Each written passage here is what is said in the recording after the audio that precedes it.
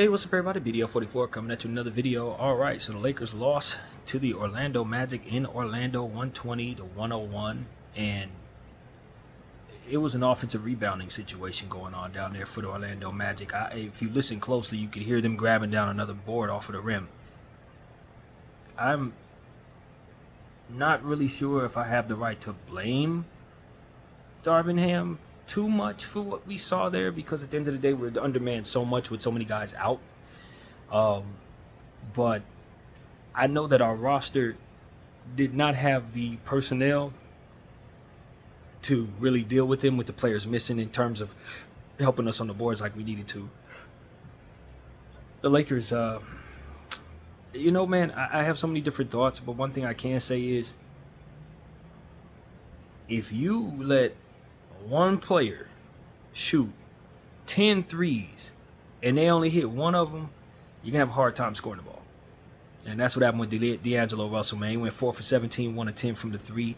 He attempted more shots than Bron and AD. I mean, that just cannot happen. And I know he shot very well against the Orlando Magic a few days ago, so his confidence should have been high against them, but he can't be launching up 10 threes and then nobody else attempt any more than 2 or 3. He destroyed our three-point shooting percentage by himself, man. So, to be honest with you, I was kind of disinterested in this game a little bit. I was clicking back and forth between this and Instagram a lot because of just how lackluster we looked. Every time I turned the game on, we were giving up another offensive board, another second chance point situation after another. And I like what I saw from LeBron James. His plus-minus was positive. Austin Reeves got involved pretty good, did some good things. But we could not deal with Paolo Banchero. He made up for the absence of all his point guards by having 10 assists tonight, on top of all the scoring and rebounding. Mo Wagner was fantastic, had 5 offensive rebounds of his own. But Day, as I've told you guys many times, is a shot blocker. He had 5 blocks tonight. Only one person had more blocks than him, and that was Anthony Davis with 7. I was very pleased with Anthony Davis blocking shots tonight. But,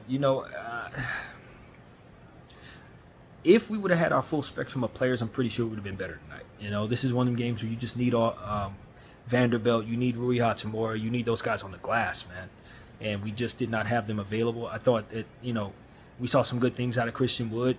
He really did help us. Max Christie's shooting was really nice tonight, which I thought was a big deal, because we hadn't seen him hit shots a whole lot since the preseason.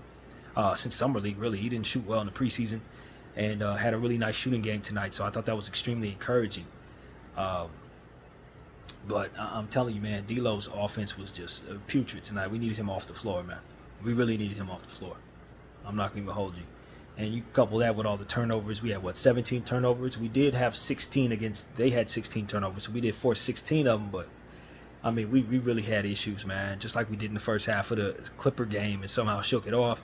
We were not able to shake it off against these young guys right here in Orlando. The Wagners were nice. Mo and Franz both played pretty well tonight against these LA Lakers. And Mo Wagner was going to show up, because every old Laker shows up against us. So, of course, he was going to have a fantastic offensive rebound tonight and leading the whole game in 5 of them. So, really, that's the story, man. I just really think that you got to give credit to the guys that you didn't expect to see, because Orlando had some guys missing. They put some guys on the floor that they could stand to benefit from. And that was Day and Anthony Black. Anthony Black's defense was really, really hellacious on us tonight.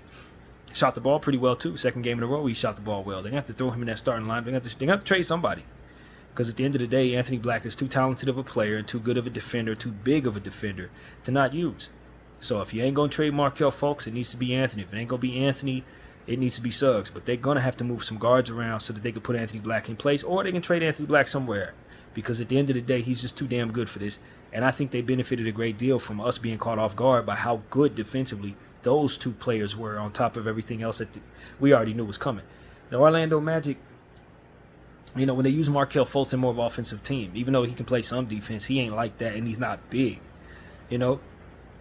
He's more so of a slasher, get other guys involved, athletic, kind of wiggly dude. You put Anthony Black in the game, he's like 6'9", 6'10", 7+ wingspan, all defense. Very quick feet, extremely fundamental. So now he's helping on the weak side, man.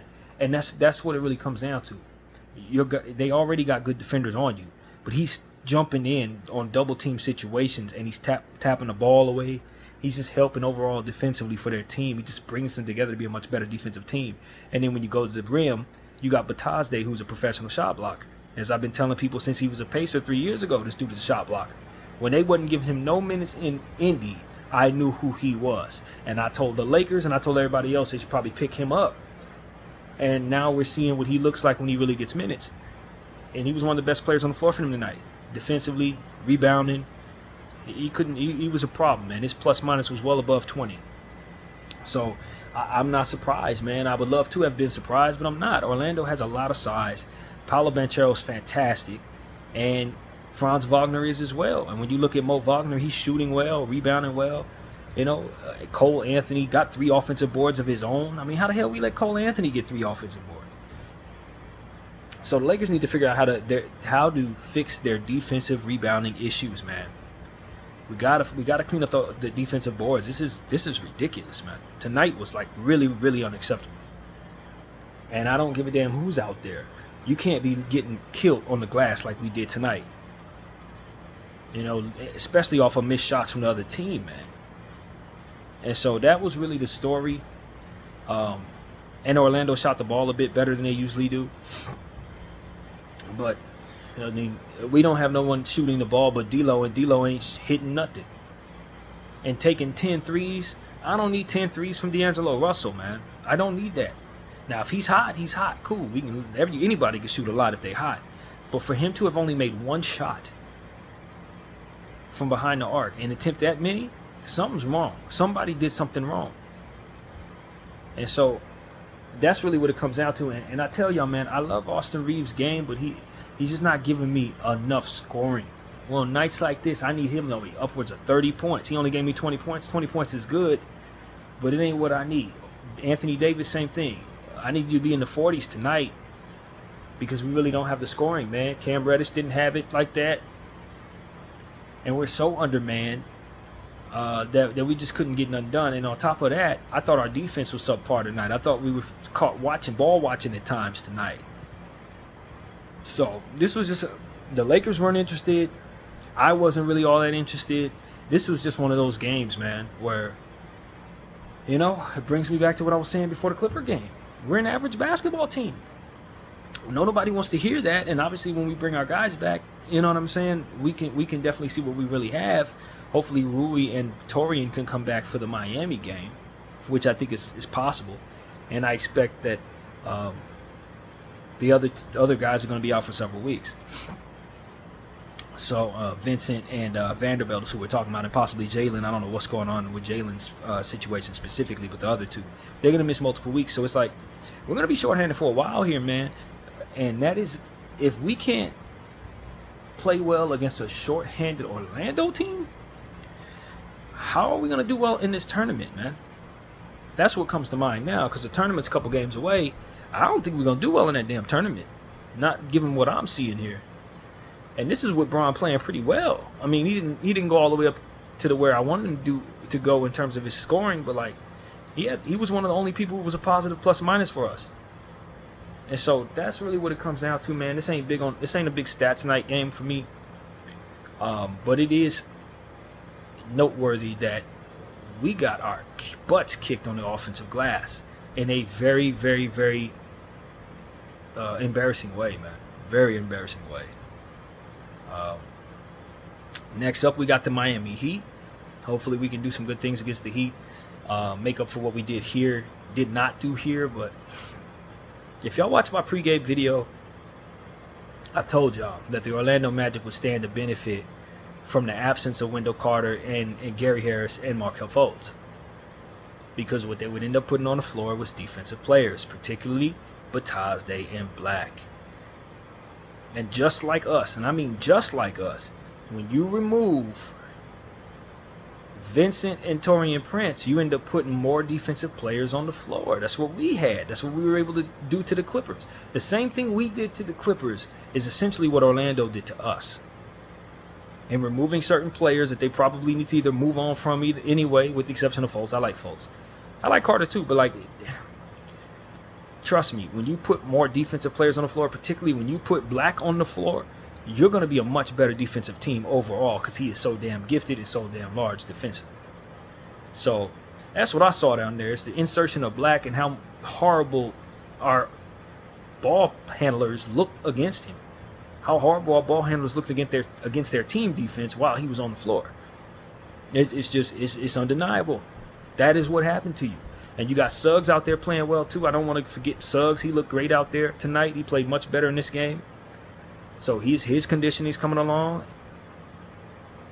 They look like a better team than us tonight, man. They just look like a better team. I felt like the Lakers at points in time in this game, I just felt like we were helpless. I don't think any coach could have beat this team with this roster tonight, missing the players we were missing, going up against these guys. They're just bigger than us, and they were controlling the boards physically. And if you ain't shooting at a high level, you weren't getting nowhere, you know. And some of the matchups we had down there were just unfair for ourselves. You're trying to have Austin Reeves guard Paolo Banchero. You're trying to have certain matchups they were just twice our size in certain situations. And I really need Darvin to respect Paolo Banchero's size, man. Obviously, we don't have to see them no more this year, but you can't underestimate a guy was the first overall pick in the draft, 6'10", 40 pounds shy of 300 pounds. I know he's lean. He looks like he's in great shape, so you could confuse him with a guy that's 220. But that is not who he is, man. You can't put Austin Reeves on him. You can't put small people on him. You got to have Braun on that dude. It's the only person on that floor that could legitimately guard him, man. And so because we were putting all these little tiny guys, little skinny 210-pound dudes on him, you just back them down, shoot over him, back him down, pass off of him, back him down, rebound over him if he missed a shot. I mean, it just became a situation where it's like, yo, are we ever going to acknowledge that Paolo Banchero is not 6'6", 210? Are we ever going to acknowledge this? No. And that's one of the biggest problems I had with Darvin Ham last year is just he would leave so much size disadvantages on the floor, man. And by the time he realized he needed Christian Wood, Anthony Davis, and Braun on the floor together, the game was out of hand. It was too late. And they were still rebounding over them dudes. So you just got to give credit to the Orlando Magic, man. That's what it really came down to. It didn't really matter if the Lakers did put the right matchups on the floor or not. They were going to out-rebound people. And that's what I saw. A team that who thought they could probably have won the game against us a few nights ago and vowed that they were going to get it right this night. And they did. They came home, they fed off their crowd, and they beat the Lakers, And I don't know if we would have had everybody down there if we would have beat them. Just given the fact of how bad we were rebounding. If Vando wouldn't have been rebounding at a very high level, we would have still had a problem. You know what I mean? Because that's just how that goes. When a team has it like they had it tonight on the glass, that's it. I mean, they just swallowed up rebounds left and right. Mo Wagner needs the most credit for me. Wagner and Batazde, they just couldn't be stopped on the glass, man. They could not be stopped. So I felt a little helpless, to be honest with you. And that's not what you want to feel like when you're a Laker going up against a damn team you just beat 4 nights ago. But I don't know how to word this, but there were times in this game where I didn't think we could win. And we didn't. And that's the God's honest truth, man. And this ain't no Celtics. This ain't the Clippers fully healthy. You know what I mean? This is not that. The Orlando Magic are a nice young team, but they are not that. But the matchups were so horrible that's what it looked like, man. I tell you, we should have played Castleton tonight. You know what I'm saying? That might have helped a little bit on the glass at least. But I don't know that we had anybody who could have did anything. I mean, Christian Wood was out there for like 24 minutes. I don't know if he playing more minutes.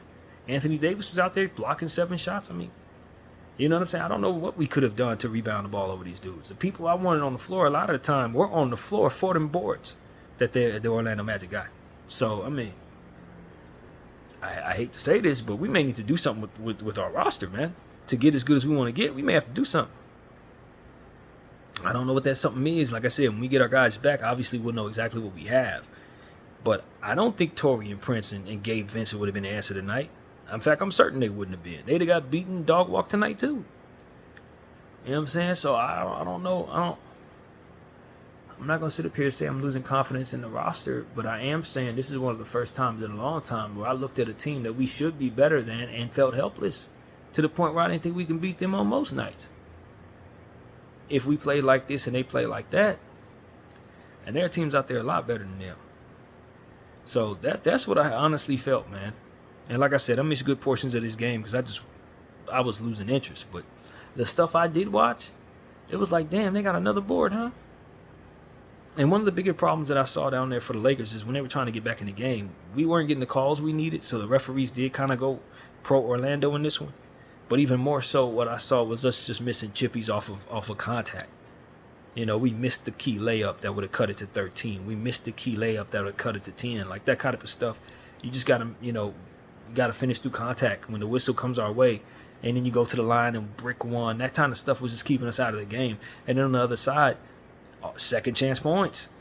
You know, our offense wasn't good enough to be giving up so many second chance opportunities. And that's really what it came down to. From a strategic standpoint, you got two things going terribly wrong. One guy shooting a bunch of threes, they all brick. And on the other side, the team is just continuing to get the offensive boards on you. So, you know, you can't win basketball games that way against nobody. But especially against a bunch of big dudes that are half your age and twice your speed in some cases. So that's what I saw out there, man. And look, Bron wasn't the problem. When we sit up here and say we looked old, not necessarily. Because Bron was fast, and he was fast enough. You know, he was keeping up with it. It was other people that weren't. It was the D'Los and the Cam Reddishes and the Austin Reeves that wasn't fast enough and athletic enough out there tonight. That's what I saw.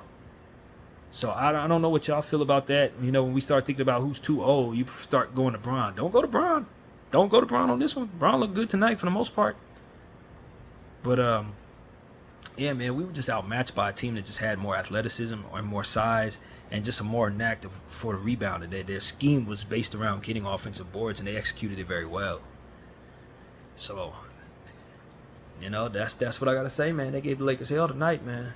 I don't know what to tell y'all, bro. This road trip I said that I thought we could sweep. Clearly that ain't the case. And if we don't do better against the next team, what you think Jimmy and Bam going to do? You know what I'm saying? So, Lakers got to redirect themselves. Hopefully, like I said, we can get Taurean Prince back and Rui Hachimura back. Hopefully, that'll be the case against the Heat. But Vanderbilt is needed, man. What can I say? Vando is needed. That's who we really need, because he's the one that could have walked out of there with about 10, 12 boards tonight. So, you know, when we get everybody back, maybe all this slips back into place. Everything, you know, get Jalen Hood-Schifino. He's also a rebounding guard, big guard. Hopefully that, you know, that can make our roster look the way it's supposed to look. But while we're missing all the guys we're missing, we have some disadvantages that I don't even know if we can overcome. You know, honestly, we can't, like, we just didn't have the roster tonight to go up against this size and these guys. So that is the thought, man. That is really my reaction to the Orlando Magic versus Los Angeles Lakers basketball game in Orlando, man. It's all about offensive rebounding for the Magic. It's all about bad shooting from D'Angelo Russell, if you ask me. BDF 44, I thank you all for watching. I'm out.